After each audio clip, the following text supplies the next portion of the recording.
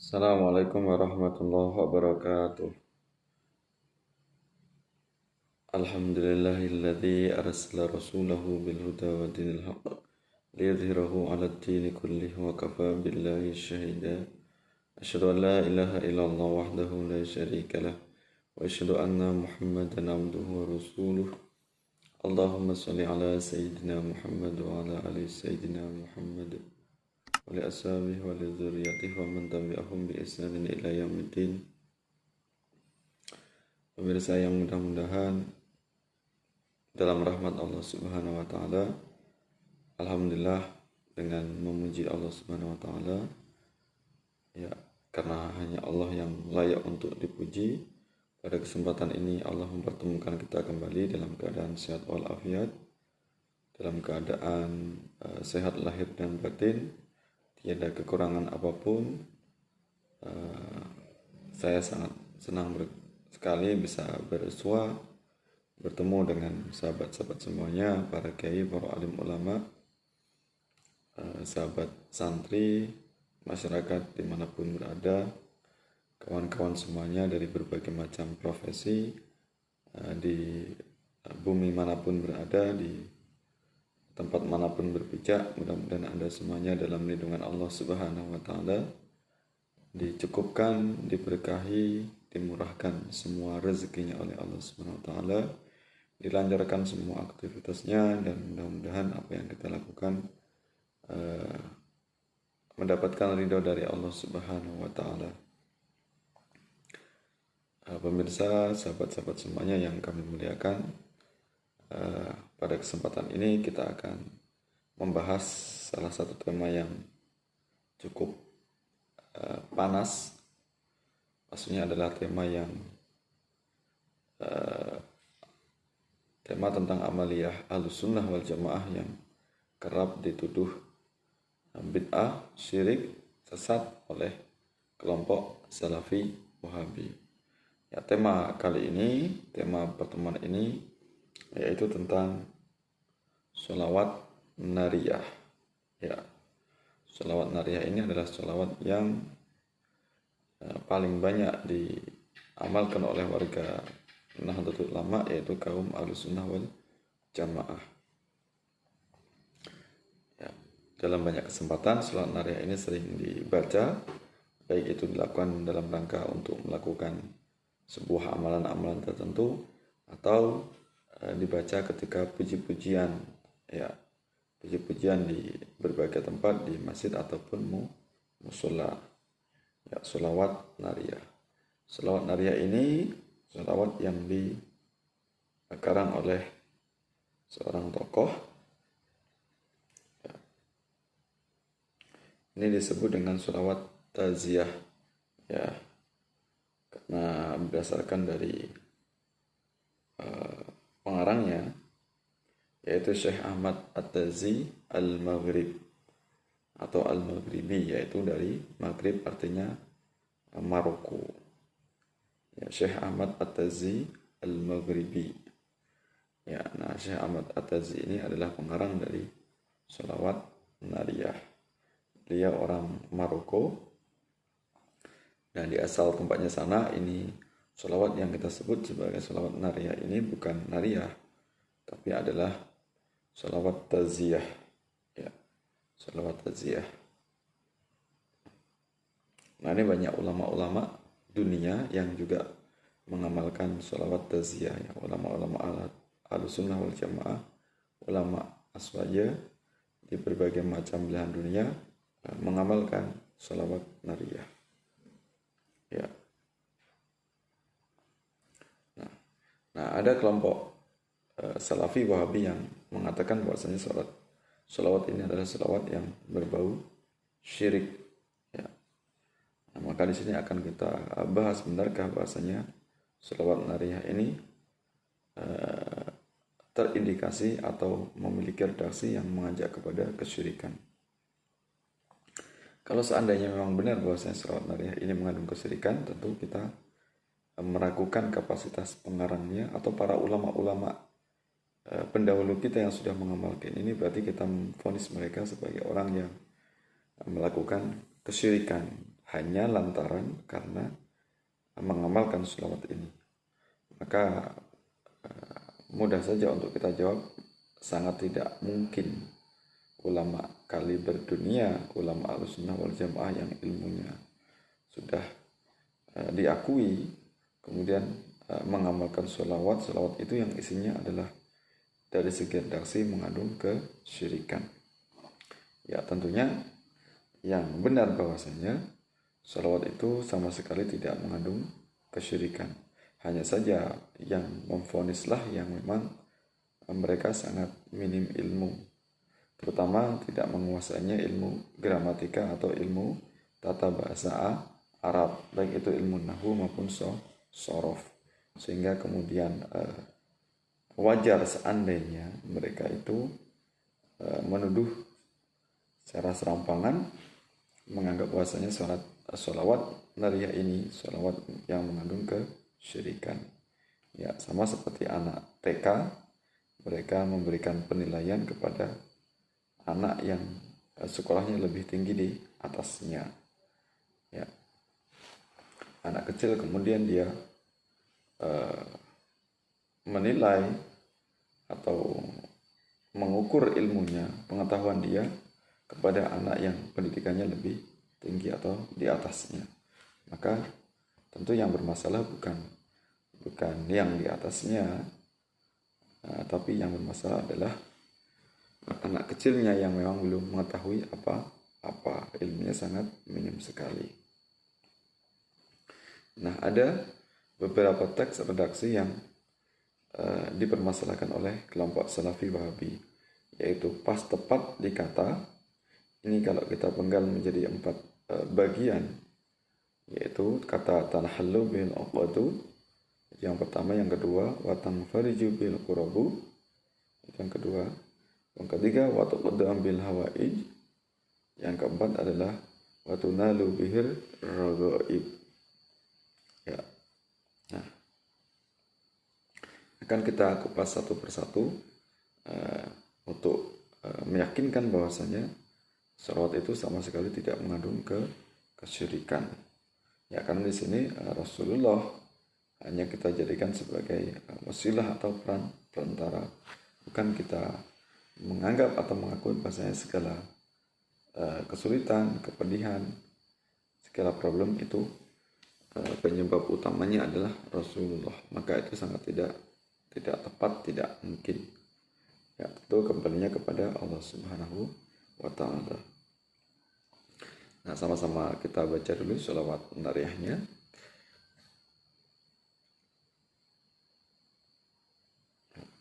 Allahumma sholli sholatan kamilatan wa salim salaman taman ala sayyidina Muhammadin alladhi tanhallu bil uqadu wa tanfariju bil qurabu wa tuqadda bil hawaiju wa tunalu bil raghaibu wa husnul khawatimi wa yustasqal ghamamu bi wajhil karim wa ala alihi wa sahbihi fi kulli lamhati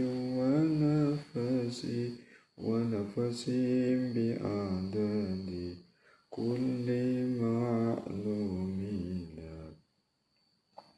Ya, itu tentang redaksinya.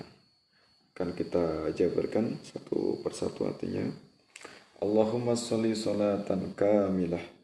Ya Allah, limpahkanlah sholawat atau keselamatan kamilah yang sempurna, wasalim salaman, dan curahkanlah salam kesejahteraan taman yang sempurna ala sayyidina Muhammad, kepada junjungan kami Nabi Muhammad, alladzi, dengannya itu tanhalu bihil uqadu, ya, semua kesulitan dapat terpecahkan, ya, watang fariju bihil qurabu, dan semua kesusahan dapat dilenyapkan, waqduq bihil hawaij, dan segala hajat skala keperluan kebutuhan itu terpenuhi, ya, wa tunalu bihir raghaib, dan semua yang didambakan, ya, wa husnul khatimah, serta husnul khatimah, wa yustasqal ghamamu, dan ya dengannya itu berkat dirinya yang mulia hujan pun turun, ya. Biwajhil karim, ya, karena keagungannya, wa ala alihi, dan kepada keluarganya, wa sahbi sahabatnya, fi kulli lamhah, ya, dalam setiap detik, ya,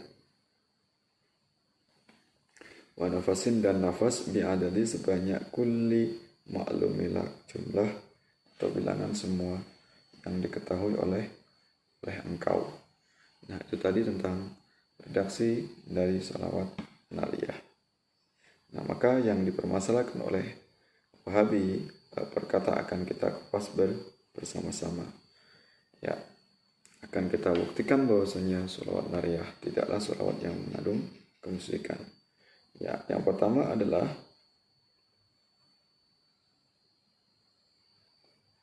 kalimat tanhalu bihil uqadu, ya, yang artinya segala ikatan atau kesulitan bisa lepas, ya. Ya. Nah, itu. Nah, kalau kita kaji dari segi ilmu sorof, tanhalu itu berasal dari kata inhalla, ya, ini mengikuti wazan dari infa'ala, kemudian memiliki fungsi sebagai limutawa'ah fa'ala, dampak dari fa'ala. Maksudnya adalah tentunya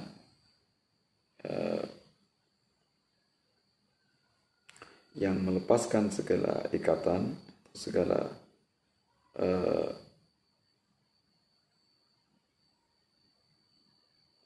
ikatan dan kesulitan bisa lepas, itu semuanya mutlak bersumber dari Allah. Jadi Nabi Muhammad di sini hanya berfungsi sebagai perantara saja, ya. Watang farju bil qurabu, segala bencana bisa tersingkap dengan adanya Nabi Muhammad. Watuqdam bil hawaid, segala kebutuhan bisa terkabulkan karena Nabi Muhammad. Watunalu bil rawaib, segala keinginan bisa didapatkan dengan adanya Nabi Muhammad. Nah, di sini Rasulullah hanya sebagai perantara, bukan berarti secara mutlak bahwasanya segala keinginan, kebutuhan, penderitaan itu langsung mutlak bersumber dari Rasulullah atau Nabi Muhammad, maka itu jelaslah tidak benar, ya. Nah, kata tanhalu itu berasal dari kata inhalla, ya, mengikuti wazan dari fa'ala, ya, fungsinya atau gunanya, faedahnya sebagai limutawa'ah fa'ala, dampak dari fa'ala. Jadi Rasulullah ini adalah memberikan efek atau dampak yang bersumber dari pelaku utama, yaitu Allah Subhanahu wa ta'ala, ya. Nah, ini kalimat ini senada dengan kata kalimat dalam bahasa Arab seperti kasartur rujaja fangkasara, saya memecahkan kaca maka pecahlah kaca itu, ya.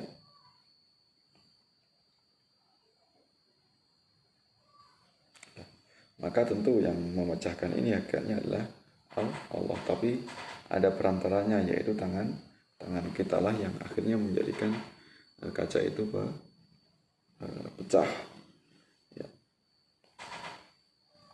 Sama seperti ketika kita berobat kita ke bidan, ke dokter, ke Pak Mantri misalnya, tentu kita mengetahui bahwasanya yang menyembuhkan itu adalah Allah. Maka di sini obat itu sebagai perantara, bukan berarti kita menuhankan atau mengkultuskan obat itu, maka sama sekali tidak, ya.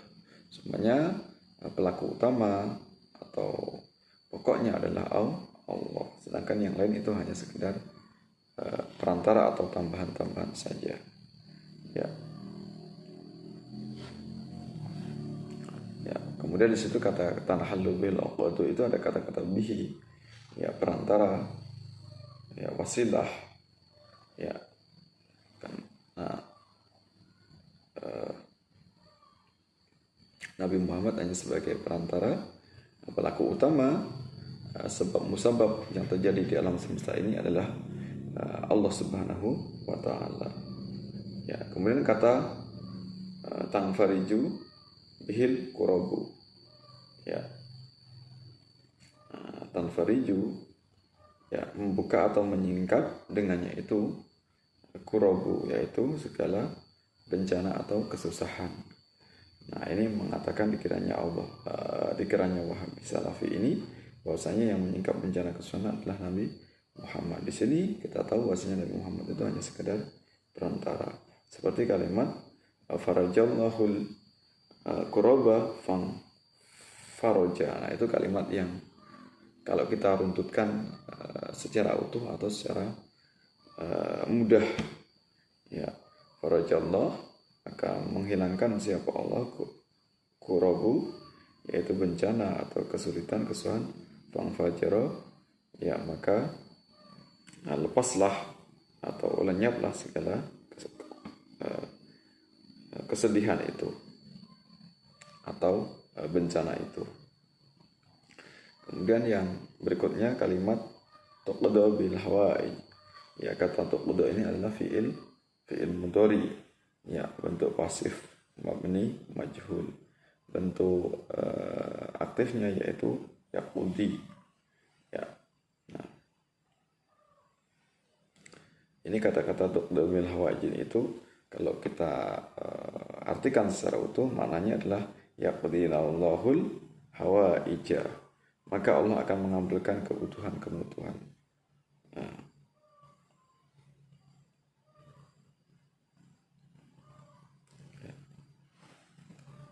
yaqdillahul hawaij, ya maka mengabulkan siapa Allah kebutuhan hambanya atau makhluknya. Maka di sini yang mengabulkan segala kebutuhan itu bukan Rasulullah, sedangkan Rasulullah itu hanya sekedar perantara, karena intinya yang mengabulkan segala doa, segala permintaan kita adalah Allah Subhanahu wa taala. Kemudian ada redaksi yang berikutnya, yang terakhir, yaitu kata-kata tunalu bihir raghaib. Ya, tunalu bihir raghaib. Ini sama dengan pembahasan yang di atas tadi. Ya.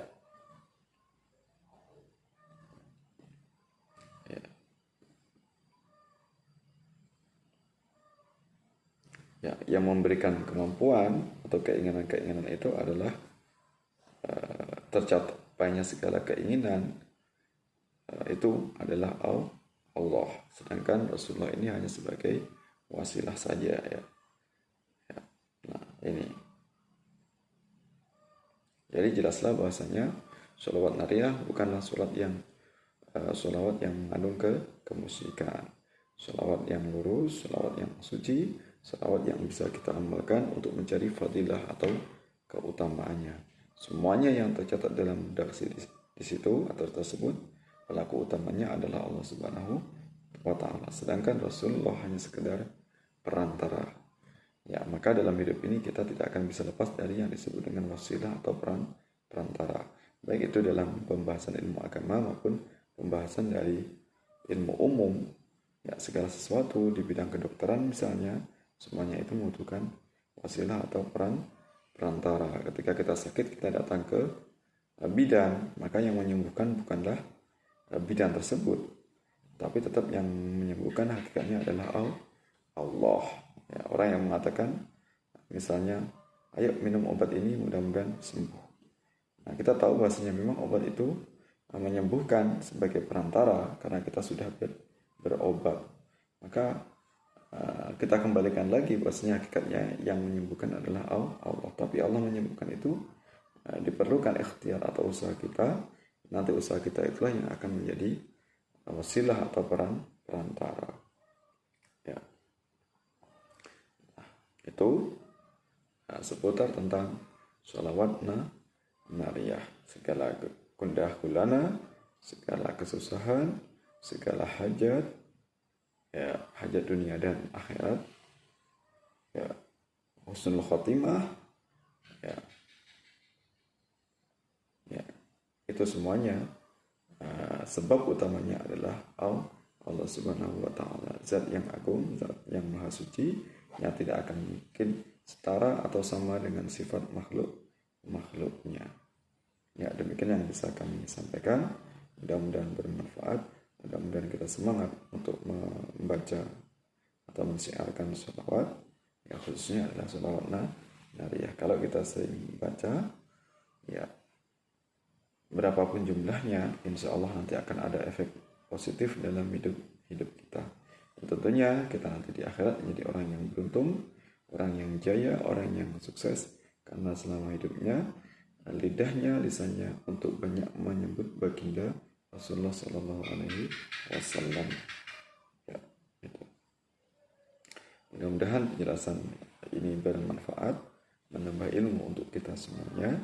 Bagi yang belum paham, mudah-mudahan bertambah ilmunya, sehingga tidak gampang, tidak mudah untuk menuduh syirik atau musyrik kepada umat lainnya, manusia yang lainnya, hanya karena perbedaan pendapat. Ya. Sampai bertemu dalam kesempatan yang lain. Mohon maaf atas segala kekurangan, segala kesalahan. Walafu minkum, wallahu muwaffiq ila aqwamit thoriq. Assalamualaikum warahmatullahi wabarakatuh.